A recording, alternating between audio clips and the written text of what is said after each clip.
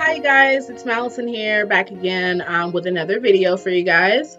I just want to let you guys know about my updated, well, where everything ended was I was going to Dallas. So I just want to give you guys an updated, give you guys an update of everything with the processing, the training, moving and everything with the whole gate agent position that I received from a regional airline. I was working for a regional airline, and it was a wholly owned subsidiary of a major airline. So let's get into this.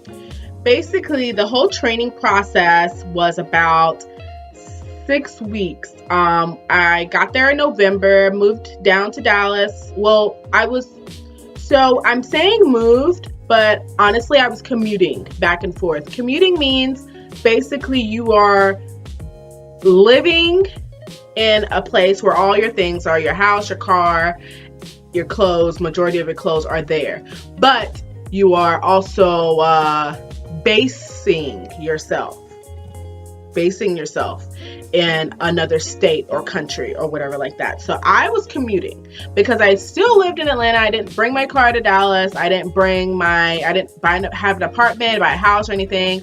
I strictly bought myself a suitcase and a couple of items that I had in Atlanta, and I brought them down to Dallas. So I was commuting. I was living out of my suitcase.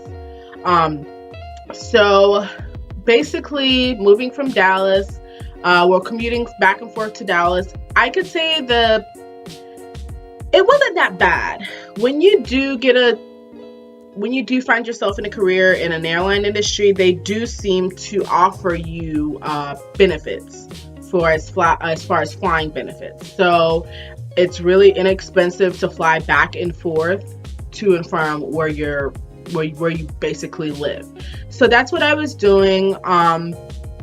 For my Crashpad, I live in the Crashpad. Crashpad is a house basically for flight attendants to live in. This is just a bed.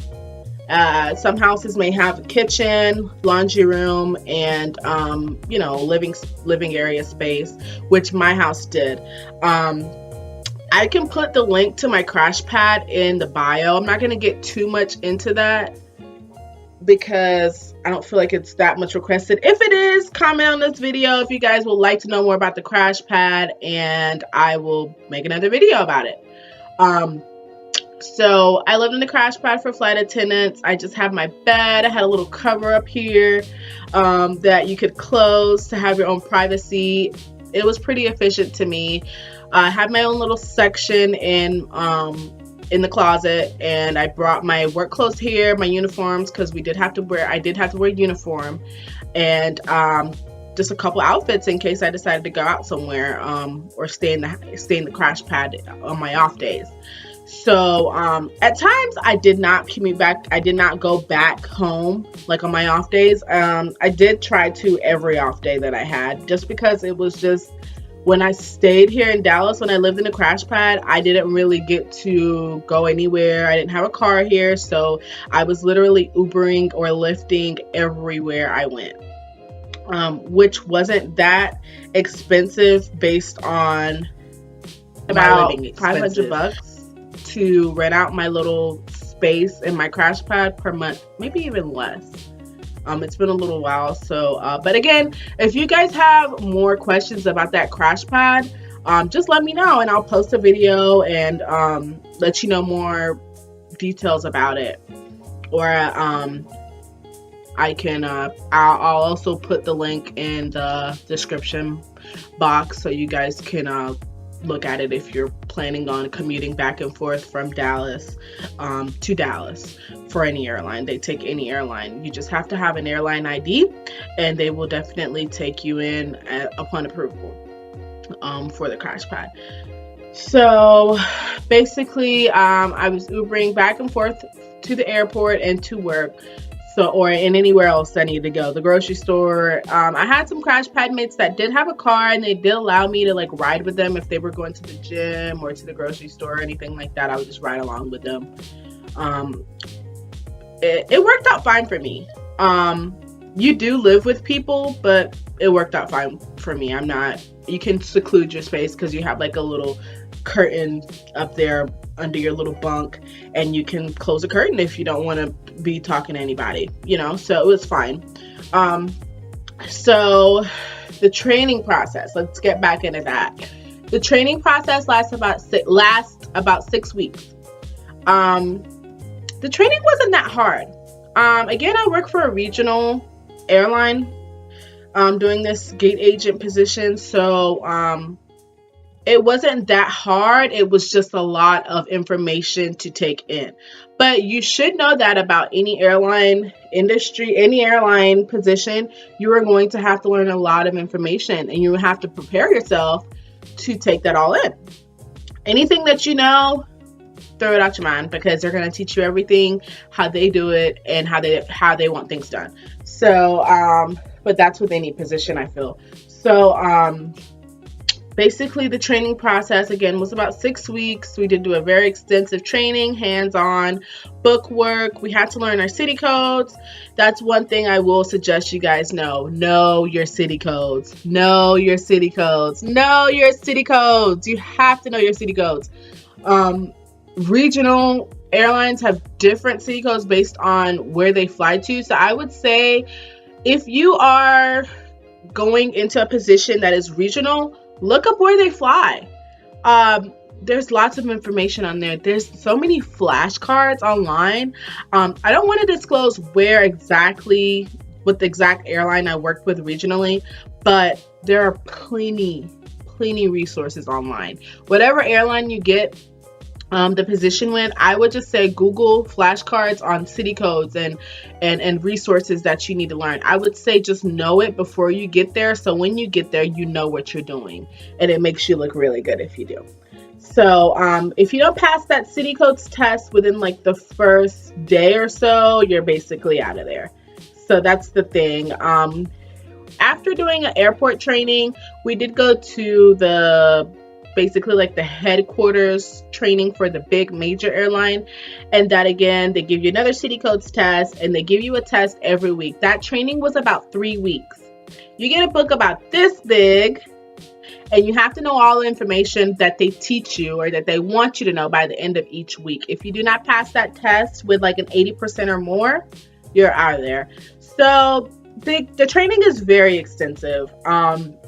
I would just say know your stuff. It's a job. It's a job at the end of the day. You're getting so many benefits from this job. Why not learn it? Just know your stuff. So there were a few of my classmates that didn't pass that test, but you know what? At the end of the day, you have to know your stuff. So that's the training process. After the 6-week training, you get about 2 weeks of OJT, on the job training, where you actually learn the job. So you shadow somebody, you work behind somebody who is trained to train you, and then basically they just teach you everything you know. I would just listen to everything they tell you to, even if what they're saying to you, you're saying, okay, I'm not gonna do that. Okay, fine, just know you're not gonna do that and keep going. What's the big deal, So that's what I did. I absorbed everything, the negativity, the negative things, the positive things, everything I absorbed, because at the end of the day, this is a career in which it has all types of sides to it. You need to try to know every area. So that's the training process. So after about 10 weeks, you finally get on the floor by yourself. Again, my position was a passenger service agent, and I was working under a regional airline. So I did have a lot of work to do by myself. Most gates get about 2 or more people per gate for these big major airlines, but I'm at a regional airline. So guess what? I was working that whole gate by myself. So you really have to be aware of your surroundings. You have to have a time constraint of things. You have to manage your work. I would say that. Really manage your work. So, like there's down times, but there's up times. And when the up times come, it goes so fast. So you need to be on your stuff. You need to know what you're doing, and you need to be paying attention to your work. So gate agents, they board the flights, deplane the flights, clear standbys if there are any, and they also moved the jet bridge, which is the gateway to the plane. We moved that to the plane and away from the plane. So we have a lot of stuff to do in between that time, and usually a flight lasts about, I'd say, about an hour and a half between the time that the plane parks, between the time that you clear your standbys, put everybody on the plane. Between the time that the plane lands, you deplane all those passengers, you clear all your people, put them on the plane, and you send the flight out. It's about an hour and a half, roughly. That's if you have time. But usually you don't have time with regional aircraft because they're so small. They are baby jets. They're these little jets. So they can pick up and go in the sky fast and come back down really fast too. So with that being said, you may have about maybe 10 flights a day at your gate if need be. If it's an IROPS day and flights are just diverting everywhere, you could have a lot of flights at your gate. That's a lot, but usually you only have about 6 flights at your gate. But I'd say the whole experience, I really enjoyed it. I really enjoyed it. I like the fact about the flexibility. You're basically running your own spot. You have managers that are around you, but you're working very independently. You're working very independently. You don't really have anybody to rely on. If you have a gate mate that day, fine, but most of the time you don't. You're working that gate by yourself. So you have to be very efficient for yourself. This job taught me a lot of independence, to be independent for myself, because I didn't have anybody to blame if I messed up but myself. I was the only one running the gate. So just know that being a gate agent, you have to be on top of your things and you have to be independent. So, I mean, that's basically all it came down to. I'm going to answer some questions here. I do have some questions from my last video, so I'm going to go through those here. So let's see.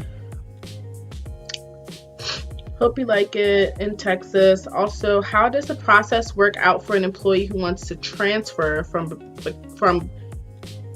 let me read that again. Hope you like it here in Texas. Also, how does the process work out for an employee who wants to transfer into becoming an FA from a gate agent? Do you have to quit or start over? So it depends. It depends on what airline you work for.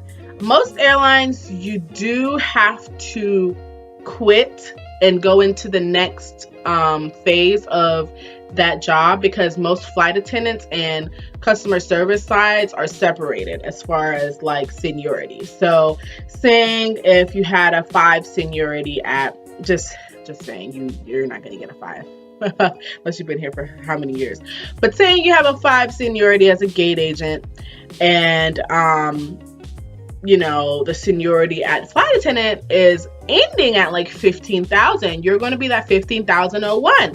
So basically, it just depends on what the company does and what their procedures are. Most companies make you start all over again because they don't want you to come into that side having the same seniority as what you had as a gate agent, or say whatever you had as whatever you're coming in from, because that's kind of not fair for you to keep bumping people down. So basically, the answer to your question is, it says here, how does the process work out for an employee who wants to transfer from coming to an FA from a gate agent? Usually you do have to quit and start back over.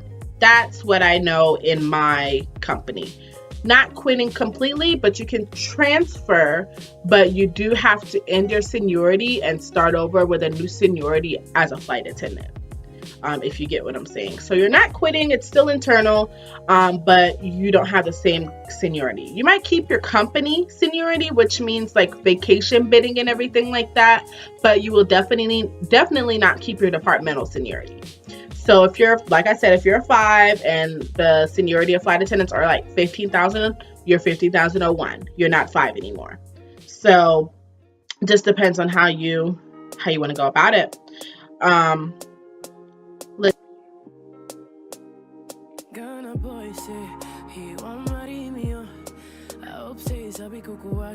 Hope your love goes sweet past the shit, oh. Baby boy, they say eating my body is